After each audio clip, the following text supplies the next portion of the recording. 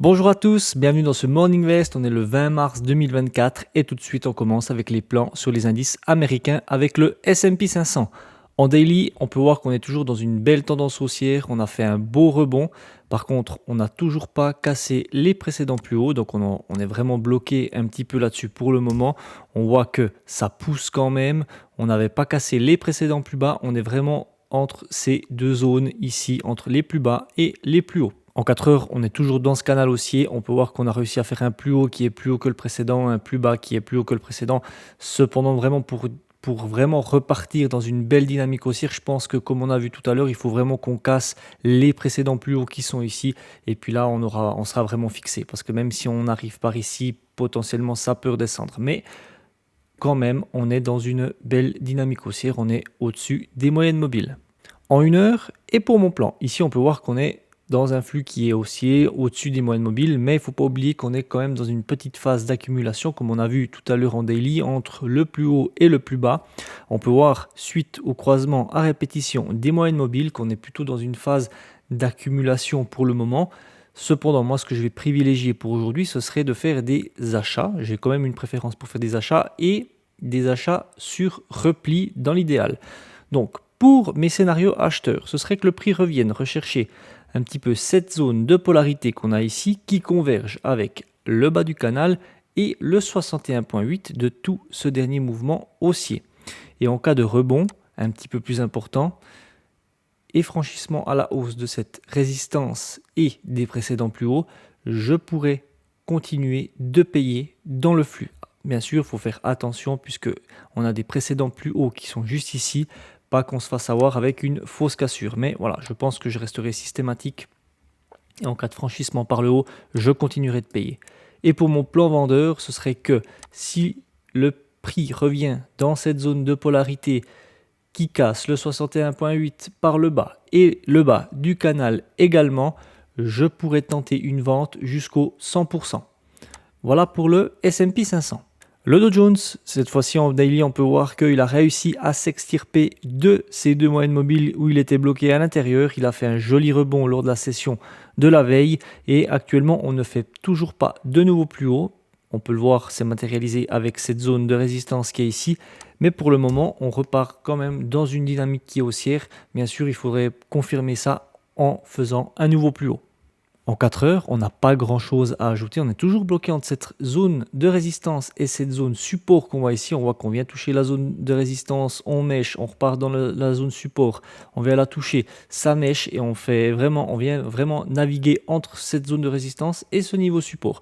Et on peut voir qu'on est, malgré qu'on soit dans un flux qui vient de passer vers et au-dessus des moyennes mobiles, on est quand même dans une tendance qui est neutre suite au croisement à répétition des moyennes mobiles qu'on voit ici. On était dans un flux baissier, haussier, baissier. On vient de repasser aussi. On a un directionnel qui n'est pas clair pour le moment tant qu'on sera bloqué entre ces deux zones. En 1 heure et pour mon plan. Donc là, on peut voir que suite au rebond qu'on a fait hier, on est repassé en flux haussier et on est bien au-dessus des moyennes mobiles. On peut voir qu'on a également cassé le 61,8 par le haut de tout ce dernier mouvement baissier. On est même venu le retester. Moi, ce que je vais favoriser aujourd'hui, ça va être vraiment de suivre la tendance. Bien sûr, j'ai quand même une préférence pour faire des achats suite à ce beau rebond qu'on a fait hier. Donc pour mes scénarios acheteurs, ce serait que le prix revienne retester le 61,8 de tout ce dernier mouvement baissier qu'on a ici et aller chercher les 100%. Et en cas de repli un petit peu plus significatif vers cette zone de support qui a quand même été travaillée pas mal de fois dans le passé et sur signal, je pourrais également tenter un achat. Évidemment, on sera sous les moyennes mobiles, ce sera un contre-tendance. Donc il me faudra vraiment un beau signal. Pour mes scénarios vendeurs, ce serait que le prix revienne dans cette zone de résistance. On peut voir qu'on est légèrement en surachat avec le RSI. Donc si on continue de monter, potentiellement on aura peut-être un signal qui sera également du contre-tendance puisqu'on sera en dessus des moyennes mobiles, donc style une divergence que je pourrais exploiter si j'ai un beau signal dans cette zone ici. Et ensuite, un petit peu plus joueur à mon sens, puisque je trouve qu'on est quand même assez haussier, c'est que si on vient à casser cette zone de polarité par le bas, potentiellement je pourrais exploiter des ventes dans ce secteur qui est ici. Mais voilà, ça reste un petit peu plus joueur, mais voilà. pour être systématique, on repasserait sous les moyennes mobiles. Donc voilà, c'est tout à fait plausible, c'est tout à fait un plan qui peut fonctionner. Je suis peut-être un petit peu biaisé par l'achat, mais voilà, c'est un plan qu'il faut quand même garder dans un coin de sa tête pour aujourd'hui. Voilà pour le Dow Jones. Le Nasdaq, on peut voir qu'en daily, on avait cassé ce fanion par le bas, on était descendu entre les deux moyennes mobiles, on avait fait une belle correction, on avait fait une belle remontée. Et puis, lors de la session d'hier, on peut voir qu'on a fait une bougie qui est un marteau. Donc, une bougie qui est un marteau, c'est une bougie qui ressemble à ça, qui survient normalement après une baisse.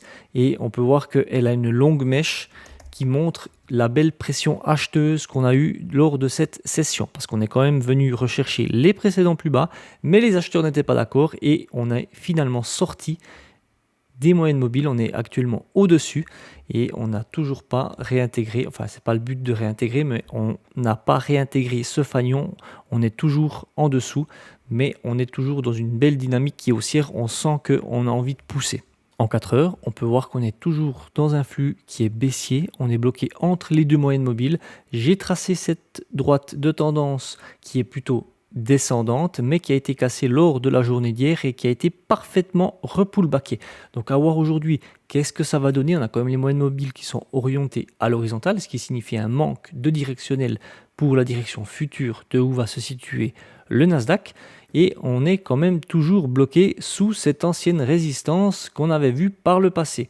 Donc à voir pour aujourd'hui si on repasse par le dessus ou si on reste par là et puis potentiellement qu'on recasse cette droite de tendance par le bas. En 1 heure et pour mon plan. Donc on peut voir qu'on est dans un flux haussier, qu'on est au-dessus des moyennes mobiles, on est en dessous de la moyenne mobile 200 jours, on a quand même eu des croisements à répétition des moyennes mobiles ici, on était en flux baissier, haussier, baissier, on est repassé haussier.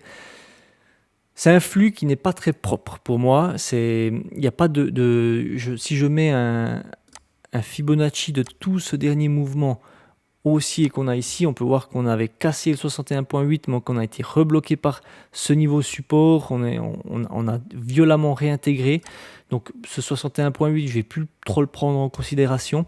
Mais du coup, je vais privilégier, suite à cette forte pression acheteuse, de faire des achats et de préférence des achats sur repli. Donc, pour mon plan acheteur, ce serait que le prix revienne dans cette zone de support et sur signal, je pourrais tenter un achat. Et en cas de repli sur les précédents plus bas qui convergent avec le 61.8 du dernier mouvement haussier 4 heures, donc rappelez-vous, le dernier mouvement haussier 4 heures, c'est où on a eu le prix qui est venu bloquer 2 fois, donc on va vite aller le voir. C'est le prix qui est venu retester 2 fois ici le 61.8 du dernier mouvement haussier et qui n'a pas réussi à passer. Et du coup, en cas de rejet, encore une fois, de ce palier-là, je pourrais tenter un achat par ici si j'ai un beau signal. Et en cas de franchissement par le haut des précédents plus hauts de cette zone de résistance, je serai systématique et je continuerai de payer dans le flux. Évidemment, les autres précédents plus hauts ne sont pas bien loin, mais je continuerai de payer. Et pour mon plan vendeur, c'est que si j'ai un beau signal dans cette zone de résistance qui est ici, donc on serait au-dessus des moyennes mobiles, ce serait forcément un contre-tendance. Je pourrais tenter une vente, mais il faudrait vraiment que ce soit un top signal. Voilà pour le Nasdaq et pour les plans sur les indices américains. On peut directement passer au calendrier économique. Et concernant le calendrier économique, on peut voir qu'aujourd'hui on aura passablement de news qui sont majeures, en commençant avec le Royaume-Uni, avec une annonce sur l'inflation qui est attendue à 3,5% contre 4% précédemment. Donc elle est attendue en léger recul.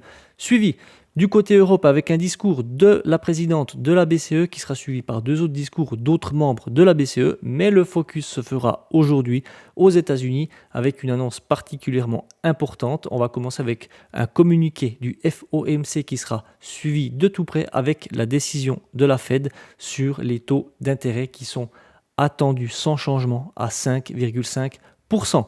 Et on terminera avec une conférence de presse du FOMC et comme tous les mercredis, il y aura une annonce sur les stocks de pétrole brut. Et concernant la stratégie Dual Momentum, on peut voir qu'on a toujours les scores Momentum qui sont dans le vert, les obligations sont en léger recul, ils sont toujours dans le vert, quoique ils sont tout juste dans le vert. Moi, j'attends toujours un point d'entrée pour le MDY ou le SPY. Je me pose la question si je ne vais pas rester cash tout le mois de mars et puis prendre la décision en début de mois d'avril pour pour rentrer en position si j'ai une opportunité. On peut aller voir sur les graphiques où est-ce qu'on en est un petit peu avec le MDY.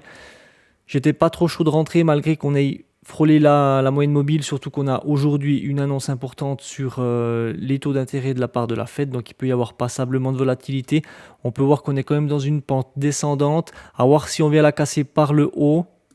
Si on vient la casser par le haut, qu'on vient la repullbacker, et à ce moment-là, potentiellement, il pourrait y avoir un signal d'entrée. Mais voilà, on va laisser faire. Pour le moment, je préfère attendre encore, et puis voilà, on aura un beau signal, mais pour le moment, il est pas encore là. Voilà, c'est tout pour moi pour aujourd'hui. Je vous invite à mettre vos retours dans les commentaires, à vous abonner à la chaîne. Moi, je vous dis à tout bientôt pour une nouvelle vidéo. Et surtout, n'oubliez pas, et surtout et particulièrement aujourd'hui, de rester prudent sur les marchés. Ciao!